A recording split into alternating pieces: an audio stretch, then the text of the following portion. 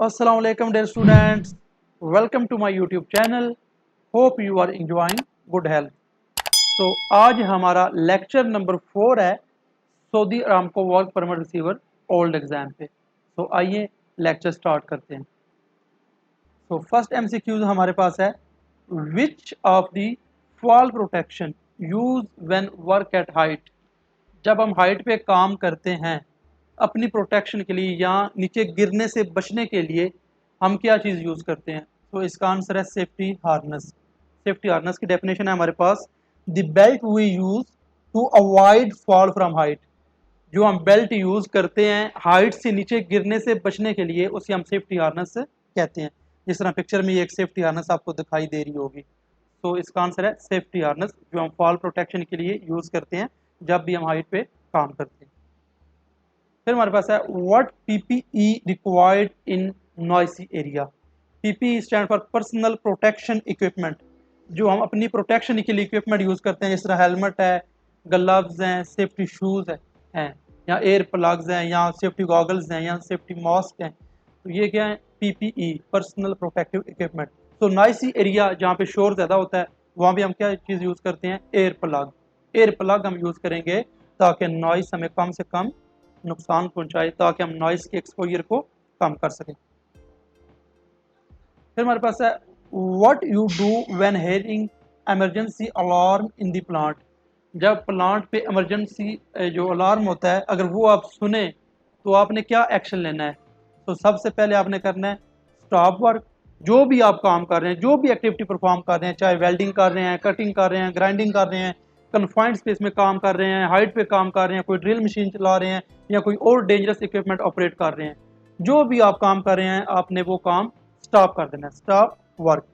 फिर stop equipment, जो भी मशीनरी आप यूज़ कर रहे हैं, जिस तरह ड्रिल मशीन यूज़ कर रहे हैं, या वेल्डिंग मशीन यूज़ कर रहे हैं वेल्डिंग करने के लिए, या कोई और मशीन ऑपरेट कर रहे हैं, उसको आपने स्टॉप कर देना है, बंद कर देना है। फिर move to emergency assembly point. आपने असम्बली पॉइंट में चले जाना है। एक एरिया इंडस्ट्री में डिज़ाइन किया होता है कि अगर कोई भी इमरजेंसी बन जाए इस पॉइंट पे आपने आना है, उसे हम असम्बली पॉइंट कहते हैं। तो वर्क को हमने स्टॉप कर देना है, इक्विपमेंट स्टॉप कर देना है, और असम्बली एरिया में चले जाना है इन केस ऑफ इमरजेंसी। फिर हमारे पास है, who is responsible for safety. Safety का जिम्मेदार कौन होता है किसी भी ऑर्गेनाइजेशन में? तो सेफ्टी जो होती है वो सब लोगों की जिम्मेदारी होती है, चाहे वो सुपरवाइज़र हैं, सेफ्टी स्टाफ है, या कंपनी के एम्प्लॉयज़ हैं, सब की जिम्मेदारी है। तो इसका आंसर है ऑल। फिर हमारे पास है, व्हाट इज़ इमरजेंसी। इमरजेंसी क्या होती है? कोई भी सिचुएशन जिसको हैंडल करने के लिए हमें इमीडिएट एक्शन लेना पड़ते हैं, उसे हम कहते हैं इमरजेंसी। तो ये सारी इमरजेंसी की टाइप्स हैं। कोई भी इमरजेंसी हो सकती है ऑर्गेनाइजेशन में, जिस तरह फायर की इमरजेंसी हो सकती है, आग लग सकती है, या गैस लीक हो सकती है, जिस तरह कार्बन मोनोऑक्साइड है, अमोनिया है, हाइड्रोजन सल्फाइड है। तो गैस लीक हो सकती है, गैस की इमरजेंसी हो सकती है। मेजर इंजरी, कोई बंदा इंजर्ड हो सकता है, वो इमरजेंसी हो सकती है, जिसे पर्सनल इमरजेंसी भी कहते हैं। तो ये सारी इमरजेंसी की टाइप्स हैं, ऑल थ्री इसका आंसर है। फिर हमारे पास है, what direction you will walk when a gas released occurred. जब भी इंडस्ट्री में कोई टॉक्सिक गैस रिलीज हो जाए, जिस तरह के अमोनिया है हमारे पास, कार्बन मोनोऑक्साइड है, हाइड्रोजन सल्फाइड है, तो जब भी कोई टॉक्सिक गैस रिलीज हो जाए हमने विंड की किस डायरेक्शन में जाना है? तो इसका आंसर है क्रॉस विंड। मैं अभी आपको डायग्राम से समझाता हूँ। जिस साइड से हवा आ रही होती है ना उसे हम कहते हैं अप विंड या अप स्ट्रीम, और जिस साइड पे हवा जा रही होती है उसे हम कहते हैं डाउन विंड, डाउन स्ट्रीम। तो इसके अपोजिट जाना है, प्रिपेंडिकुलर जाना है, क्रॉस विंड जाना है हमने 90 के एंगल पे। जिस तरह डायग्राम में आपको दिखाई दे रहा है ये 90 के एंगल, ठीक है। या इस तरफ जाना है हमने, या नीचे की तरफ जाना है, इसे कहते हैं क्रॉस विंड। क्योंकि अगर डाउन विंड वाली साइड पे जाएंगे तो जिस साइड पे हवा जाएगी उस साइड पे टॉक्सिक गैस जाएगी, तो वो गैस हमारे अंदर चली जाएगी, हमें नुकसान पहुंचाएगी अगर हम हवा वाली डायरेक्शन में जाएंगे। तो हमने अपोजिट जाना है, क्रॉस विंड जाना है, 90 के एंगल पे हमने जाना है, या ऊपर जाना है या नीचे जाना है, और जिस साइड पे हवा जा रही है उस साइड पे हमने नहीं जाना। तो इसका आंसर है हमारे पास क्रॉस विंड। फिर हमारे पास है, DCP fire extinguisher can use for class A B C types of fire. True. तो DCP stand for dry chemical powder. जो dry chemical powder type fire extinguishers होते हैं, क्या वो हम A class, B class, C class के लिए use कर सकते हैं? यस। कर सकते हैं। जो ड्राई केमिकल पाउडर हैं वो जितनी भी फायर की क्लासेस हैं, चाहे ए है, बी है, सी है, डी है, एफ है, सब के लिए हम यूज़ कर सकते हैं। फिर हमारे पास है gas test is required before start any hard work in the plant. तो कोई भी अगर हमने हार्ड वर्क करवाना है प्लांट पे, जिस तरह वेल्डिंग करवानी है, कटिंग करवानी है, ग्राइंडिंग करवानी है, तो ये क्या है, हार्ड वर्क। तो जब भी हार्ड वर्क करवाना है प्लांट पे, तो हमने गैस टेस्टिंग हमें रिक्वायर्ड है या नहीं है? तो इसका आंसर है ट्रू, रिक्वायर्ड है।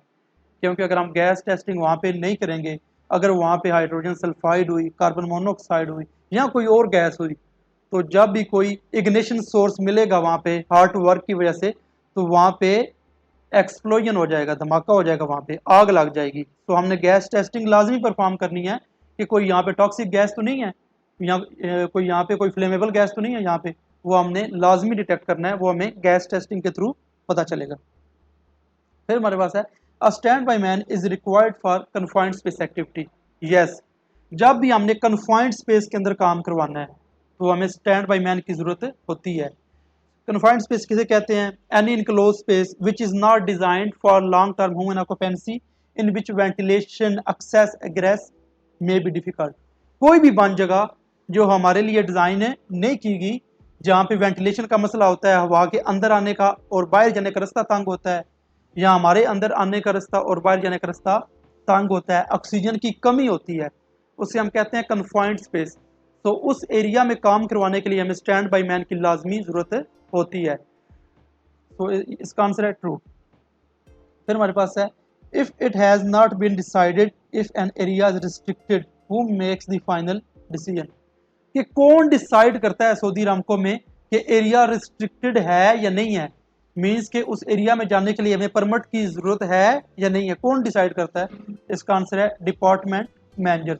जो डिपार्टमेंट का मैनेजर होता है सऊदी अरामको में, वो डिसाइड करता है कि हमें परमिट की ज़रूरत है या नहीं है, या एरिया रिस्ट्रिक्टेड है या नहीं है।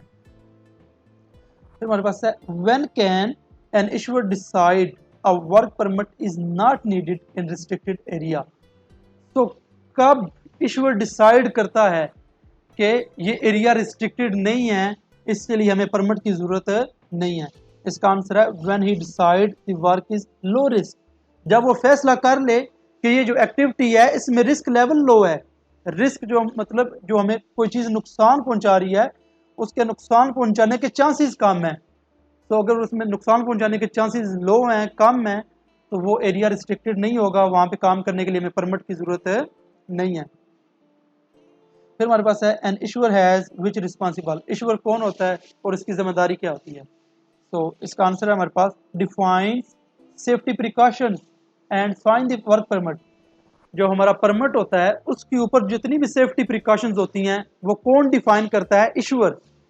जितनी भी सेफ्टी प्रिकॉशंस होती हैं रिगार्डिंग डिफरेंट एक्टिविटीज, जिस तरह के वेल्डिंग है, कटिंग है, ग्राइंडिंग है, या कन्फाइंड स्पेस का काम है, या वर्क एट हाइट है, उसके रिलेटेड जो परमिट के ऊपर सेफ्टी प्रिकॉशन सजेस्ट करनी होती हैं वो इशूअर करता है और परमिट को साइन कर देता है। फिर हमारे पास है the receivers main responsibilities include. तो एक इशूअर होता है जो परमिट को इशू करता है, एक रिसीवर होता है जो परमिट को रिसीव करता है काम को स्टार्ट करवाने के लिए। तो जो रिसीवर है उसकी मेन रिस्पॉन्सिबिलिटीज क्या हैं? तो इसका आंसर है हमारे पास complying with the safety precaution and signing the work permit. तो जो इशूअर ने सेफ्टी प्रिकॉशन सजेस्ट की हैं परमिट के ऊपर, उनके मुताबिक काम करवाए, उनके साथ कंप्लाई करे, उसके मुताबिक काम करवाए, ये किसकी जिम्मेदारी है? रिसीवर की जिम्मेदारी है। और परमिट को साइन करे काम को स्टार्ट करवाने के लिए। कोई भी काम अगर परमिट के ऊपर जो चीज़ें मेंशन की गई हैं उसके मुताबिक ना हो रहा हो, उसको स्टॉप कर दे और ईश्वर को इन्फॉर्म करे, ये किसकी जिम्मेदारी है? रिसीवर की। फिर हमारे पास है why is designated representative sometimes used. बाज़ औक़ात सऊदी अरामको में डेजिग्नेटेड रिप्रेजेंटेटिव की हमें ज़रूरत क्यों पड़ती है? तो इसका आंसर है हमारे पास द इशूअर में be busy and need help. बाज़ औक़ात जो इशूअर होता है, जो परमिट को इशू करता है, वो किसी काम में बिजी होता है, उसको हेल्प की ज़रूरत होती है, तो उसकी हेल्प के लिए जो बंदा हमने वहाँ पर रखा होता है उसे हम कहते हैं डेजिग्नेटेड रिप्रेजेंटेटिव। तो इशूअर जब बिजी होगा तो परमिट कौन इशू करेगा?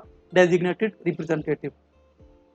फिर हमारे पास है why is it important that issuer tell the receiver about safety hazard. He may find at job site.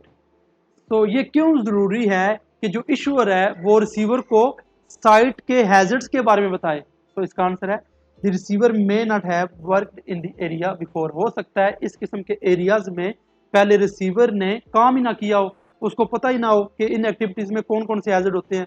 तो इसलिए इशूअर की जिम्मेदारी है कि वो रिसीवर को साइट्स के हैजर्ड्स के बारे में बताए परमिट इशू करने से पहले। फिर हमारे पास है what two things must the receiver do before receiving a work permit. तो कौन सी दो चीज़ें लाजमी रिसीवर ने करनी है परमिट को रिसीव करने से पहले? तो इसका आंसर है हमारे पास read the permit and agree to all condition. सबसे पहले रिसीवर ने परमिट को रीड करना है और देखना है कि एक्टिविटी के लिहाज से करेक्ट परमिट इशू किया गया है। जिस तरह के अगर हमने काम करवाना है हार्ड, इस तरह नहीं है कि उसको कोल्ड परमिट इशू कर दिया गया हो। हमने काम करवाना है कोल्ड, उसको कन्फाइंड स्पेस का परमिट इशू कर दिया गया हो। तो सबसे पहले उसने देखना होता है कि जो परमिट है वो करेक्ट टाइप का है या नहीं है, और फिर उसने परमिट को रीड करना है और देखना है एग्री टू ऑल कंडीशन, और उसने कंडीशन के साथ एग्री करना है। उसने देखना है कि जो कंडीशन, जो चीज़ें परमिट के ऊपर मेंशन की गई हैं, क्या वो साइट पे इंप्लीमेंट की गई हैं या नहीं की गई। अगर वो सारी चीज़ें परमिट के ऊपर जो मेंशन की गई हैं वो साइट पे इंप्लीमेंट की गई हैं, तो रिसीवर परमिट को काम स्टार्ट करवाने के लिए रिसीव कर लेगा और साइन कर देगा। फिर हमारे पास है when can a receiver leave the job site. जो रिसीवर है वो कब साइट को लीव कर सकता है जो परमिट को रिसीव करता है?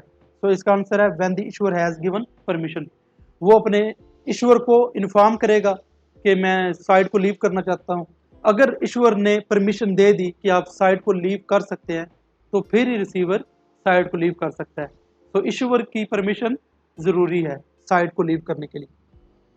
फिर हमारे पास है who goes on the joint site inspection. तो जब परमिट इशू किया जाता है उससे पहले जॉइंट साइट इंस्पेक्शन होती है। तो वो जॉइंट साइट इंस्पेक्शन कौन कौन करते हैं? तो इसका आंसर है हमारे पास इशूअर एंड रिसीवर। इशूअर और रिसीवर जॉइंट साइट इंस्पेक्शन करते हैं। फिर हमारे पास है what is discussed during the joint site inspection. जब जॉइंट साइट इंस्पेक्शन होती है उसमें इशूअर और रिसीवर आपस में क्या चीज़ें डिस्कस करते हैं? तो इसका आंसर है हमारे पास scope of work and equipment to be used. वो आपस में डिस्कशन करेंगे कि वर्क का स्कोप क्या है, किस किस्म का हमने काम करवाना है। हमने हार्ड काम करवाना है या कोल्ड करवाना है, वर्क एट हाइट को या हमने काम करवाना है या कन्फाइंड स्पेस में काम करवाना है, या एक्सकवेशन करवानी है या क्रेन लिफ्टिंग करवानी है। वर्क का स्कोप क्या है, उसमें हैजर्ड क्या है, उसमें रिस्क लेवल क्या है। तो वो सारी चीज़ें आपस में डिस्कस करेंगे ड्यूरिंग जॉइंट साइट इंस्पेक्शन। और वो जो एक्टिविटी वहाँ पे परफॉर्म होनी है उसमें इक्विपमेंट कौन कौन से यूज़ होने हैं उसके बारे में आपस में डिस्कशन करेंगे ड्यूरिंग जॉइंट साइट इंस्पेक्शन। और चीज़ें वो देखेंगे कि जो परमिट के ऊपर चीज़ें मेंशन की गई हैं क्या वो साइट पे रियलिटी में इंप्लीमेंट की गई हैं या नहीं की गई। अगर वो सारी चीज़ें इंप्लीमेंट कर दी गई हैं तो फिर रिसीवर और इशूअर दोनों परमिट के ऊपर साइन कर देंगे और फिर परमिट रिसीवर के हवाले कर दिया जाएगा, फिर वो काम स्टार्ट करवाएगा। तो फिर हमारे पास है what would the issuer requires when welding in service hydrocarbon equipment. तो जिस जगह पे हाइड्रोकार्बन हों, जिस तरह के कोई स्टोरेज टैंक है जहाँ पे डीजल या पेट्रोल या कोई गैस स्टोर की गई है, अगर वहाँ पे हमने वेल्डिंग करनी है तो इशूअर को किस बंदे की ज़रूरत पड़ेगी? उसको फायर वाश की ज़रूरत पड़ेगी, क्योंकि वहाँ पे गैस होगी या ऑयल होगा, डीजल होगा, जो भी होगा। तो वो क्या हमारे पास फ्यूल है। तो ऑक्सीजन हमारी फ़ज़ा में है, जब वहाँ पे इग्निशन सोर्स मिलेगा वेल्डिंग का, जब वेल्डिंग होगी तो वहाँ पे चिंगारियाँ निकलेंगी, इग्निशन सोर्स निकलेगा। तो ये सारी चीज़ें जब कंबाइन होगी तो वहाँ पे आग लग सकती है, धमाका हो सकता है। तो उसके लिए हमें फायर वाश की ज़रूरत पड़ेगी कि अल्लाह ना करे अगर वहाँ पे आग लग जाए तो वो आग को बुझा सके, उसको डील कर सके फायर इमरजेंसी को। तो हमें फायर वाश की ज़रूरत पड़ती है। तो यहाँ पे हमारा लेक्चर कंप्लीट हो गया है। किसी भी पॉइंट की अगर आपको समझ नहीं आई आप मुझसे कमेंट सेक्शन में पूछ सकते हैं। So kindly dear students, subscribe my YouTube channel and press the bell icon ताकि आने वाली हर वीडियो आप तक पहुंचती रहे। Thank you.